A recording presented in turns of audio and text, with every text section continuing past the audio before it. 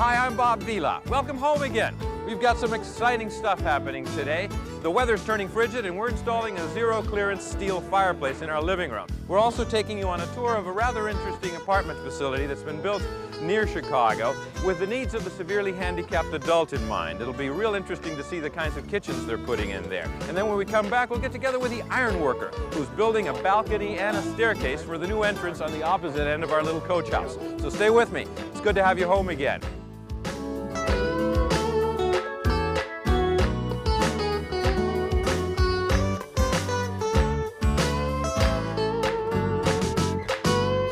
Sears presents Home Again with Bob Vila.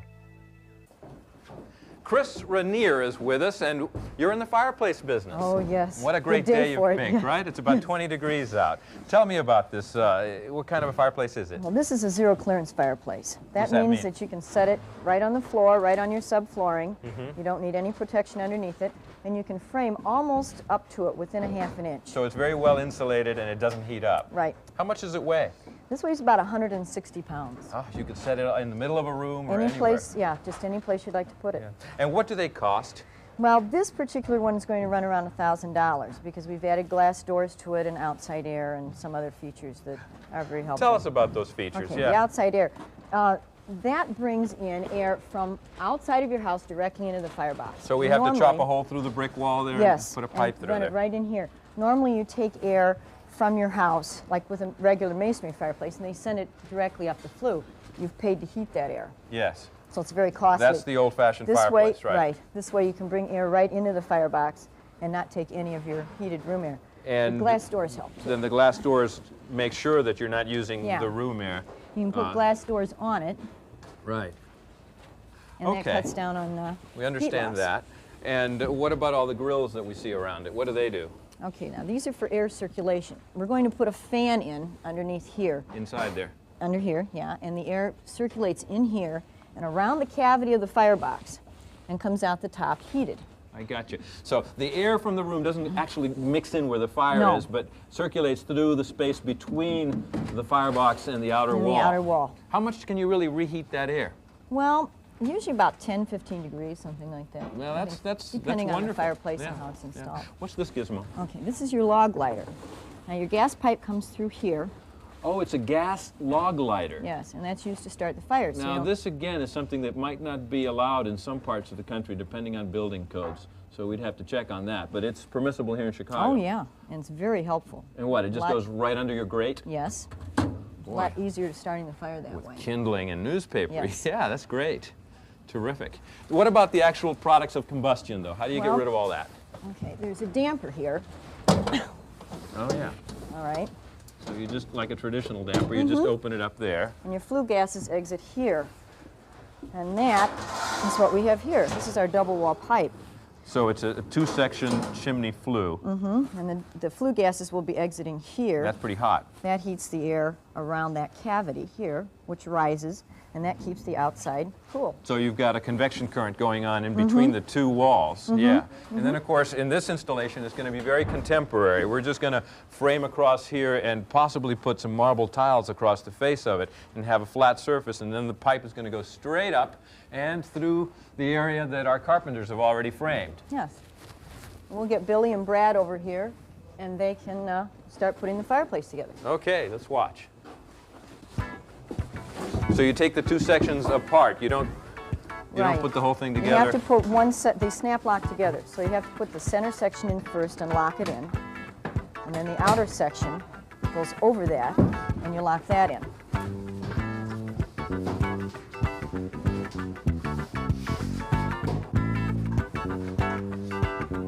It's relatively easy to do, really.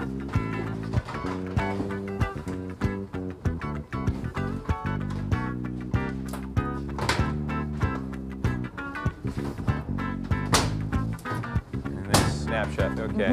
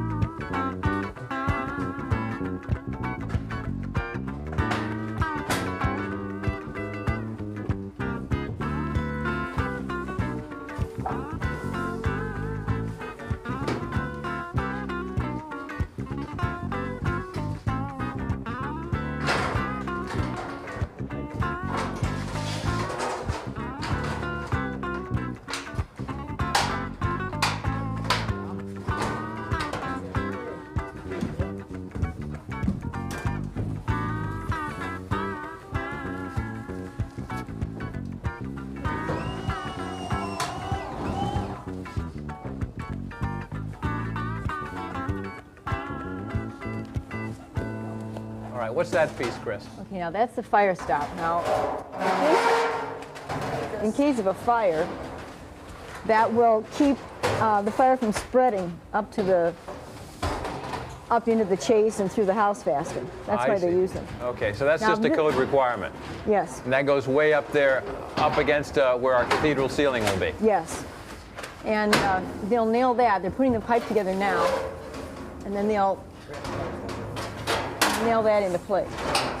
Now, the rest of the pipe then, we're going to drop down through the top of the chase. The last two sections of pipe. Yes, because they snap lock together, so we can drop them down through the top and snap them together. And then we can start a fire? Yes, yes. Great, Chris. Thanks a lot. Okay, we've got a break for some messages. When we come back, we're going to be in Evanston, Illinois, visiting a facility, a housing facility for people with very special needs. So stay with us.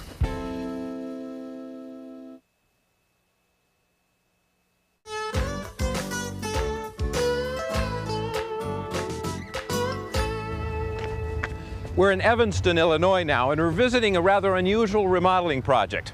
A small hospital that's been converted into a 33-unit apartment complex, and it's really designed around the needs of the severely disabled citizen.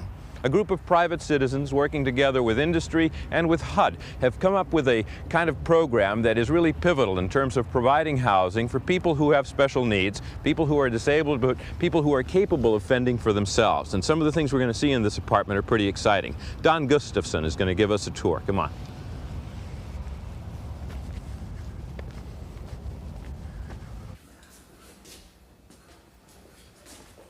Don, hi. Bob, it's good to see you. Good to see you. You're really coming down to the wire with the apartments, huh? Yes, indeed we are. We're just now finishing installing the appliances. So when will people start moving in? In about 4 weeks. There'll be people living in this apartment. That's wonderful. Well, I'm hoping that you're going to give us a little tour around. Bob, we have a finished apartment right down the hall. Let's go take a look at it. That's great.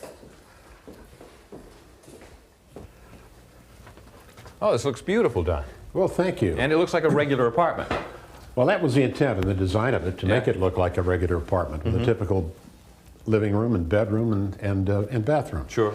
We've been so lucky in the design of this to have cooperation of industry and lots of cooperation from both the federal and the state government. I'd like to show you the kitchen. The kitchen does look unusual, right? Which is a lot different from typical kitchens. So everyone who lives here will be in a wheelchair.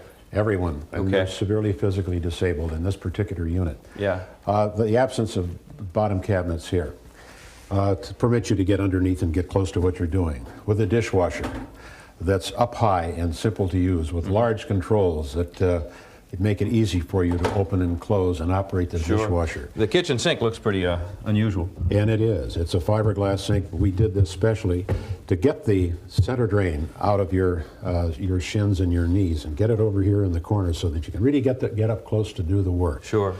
With upfront controls that make it easy for people to reach. If you have left-handed operation, we have left-handed units for the countertop. How can you get into overhead cabinets? The overhead cabinets are always a problem, and so we solved that problem by this mechanism here, which is simply the old compactor mechanism adapted for use in lowering and raising cabinets. A worm drive and a little motor. Yeah. That's correct.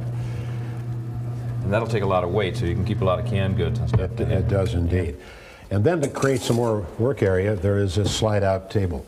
Bob, when you're using this, if you're severely physically disabled, you're mixing things, it becomes a very, very real problem to put this between your legs and keep it steady. Yeah. To make that job easier, here we have this, the silent third hand. Such a simple solution, yeah. A simple one. And when you're through with that, slide that over, and you have that solid work surface. And then a microwave that's just a regular microwave. With a large handle that you can get your hand into to open and close it. Sure. But you can't do everything in a microwave, so you need a surface unit. And here we have an induction unit, which makes it quite easy to use. And better than that, it's extremely safe.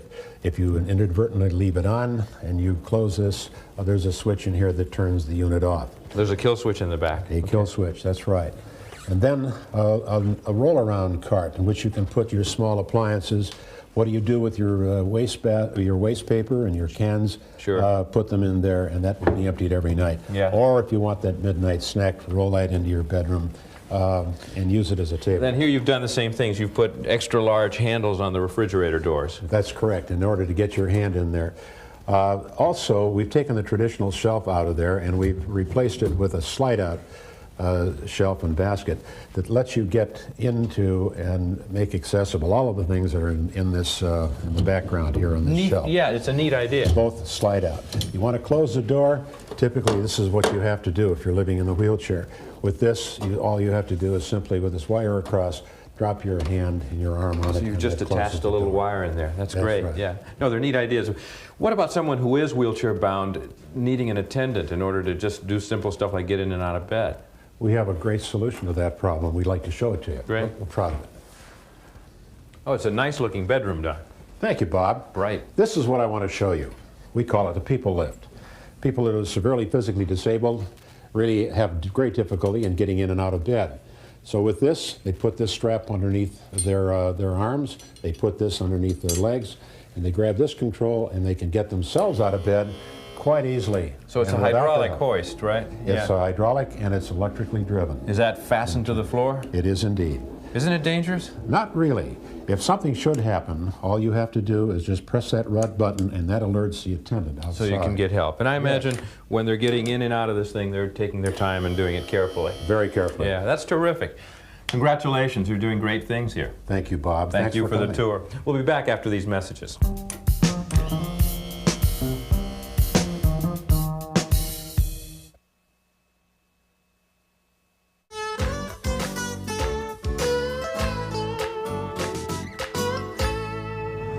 Okay, you know, we've made a good deal of progress everywhere, including on this side wall where we had a door and a window opening that we've bricked in. We've tuck pointed things. We have still a couple of replacement windows to put in this side here, and Dan Webb and his helper are continuing with the masonry work here on the front, patching it up. Looks good, Dan. It's a lot better than it was. And then Frank Sableski and his helper are doing the ironmongery work. Hi, Frank. How you doing, Bob? How's that looking? Pretty good. You know, the plan that we had here originally was a 5-foot wide landing and a 5-foot wide stairs going all the way practically to here, so that you really had kind of a ceremonial entrance and you were right on top of the 2-flat. And so we've changed it to improve the layout of this little tiny backyard quite a bit, I guess, so that the stairs go up right parallel with the front of the house where Dan's working on the brickwork. And we land on a balcony or a deck practically that'll be 7 by 9? 7 by 8. 7 by 8, which will be real nice. And you're working in the corner right now. Right. What are you doing? Well, we're just anchoring the framework, which is going to provide a place where we can rest our sheet metal, Okay. which in turn, Concrete Man, I understand, is going to pour about 2.5 or 3 inches of concrete. Exactly. We'll actually have a thin slab on top of all your steel work. It'll be a very permanent structure, right? It's going to be here for a while, yeah. How do you fasten this on? Well, we drilled our 3/4 inch shields here, okay? And we're just going to zap these 1/2 inch bolts in here, and it's going to expand in the mason work. Tie it all together. And is that enough? 3 bolts will be enough to hold all this weight? Oh, yeah.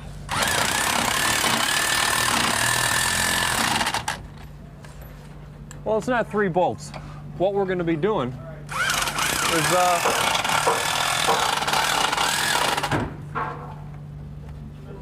okay, Bill. We're going to tie this in here together, weld it together. And so we're not just looking at 3 bolts. Okay. We're looking at 8. And I might series have a of bolts couple all of the way more in along. here, holding the stairs to the wall nice and firm. Okay. All right, so you're actually going to weld the corner now? Yeah. Good, we'll watch. Okay. But I'm not going to look.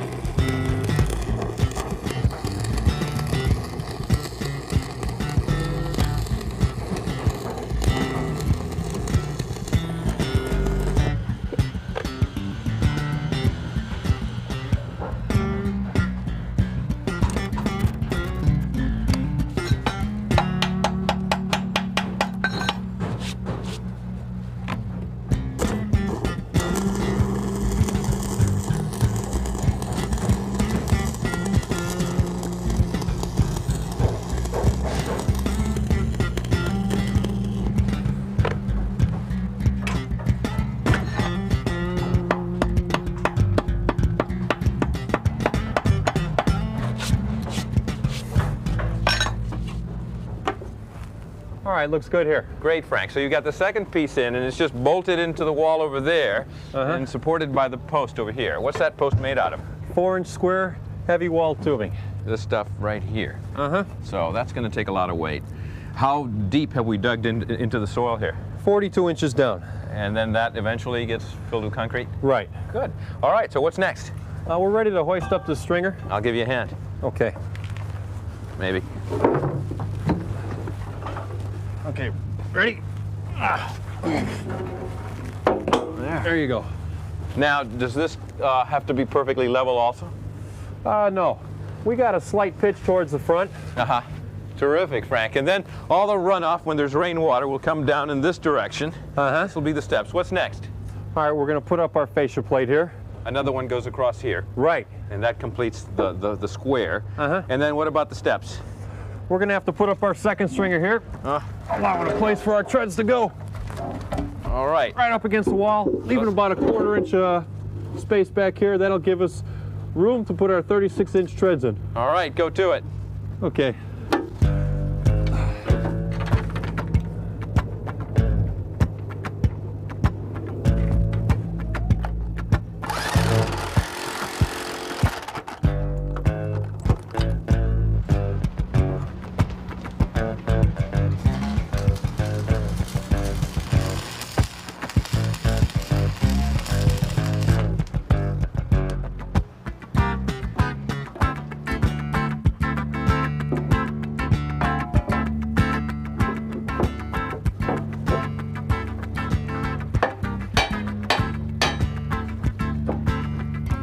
Okay, you got that? Watch your eyes.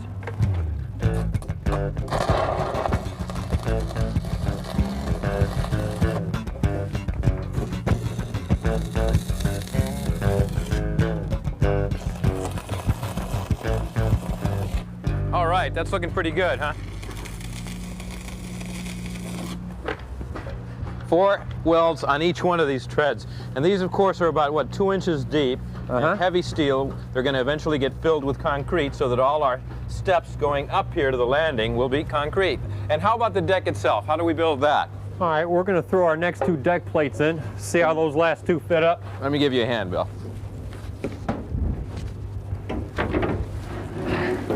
Okay. It's about 100 pounds. Oh, at least. Yeah.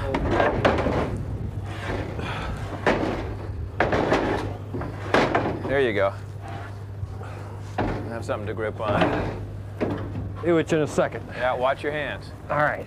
Let me slide this one in the corner and I'll grab that one from you. All right. Ready? Gotcha. All right. I think we ought to take a break. We'll be back after these messages.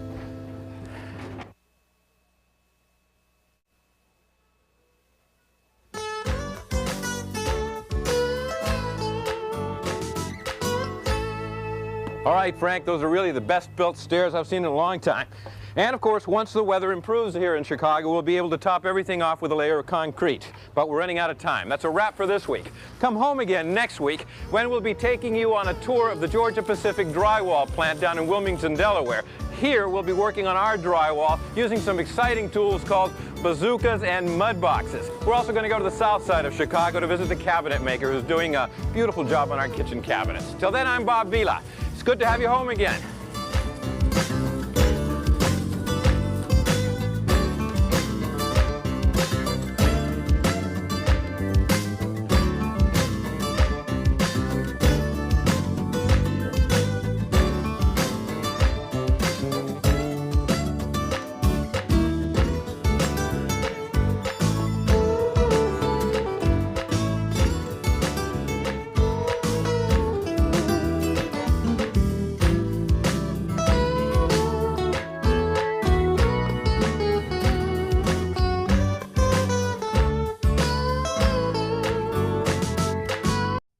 Production of KQED, San Francisco.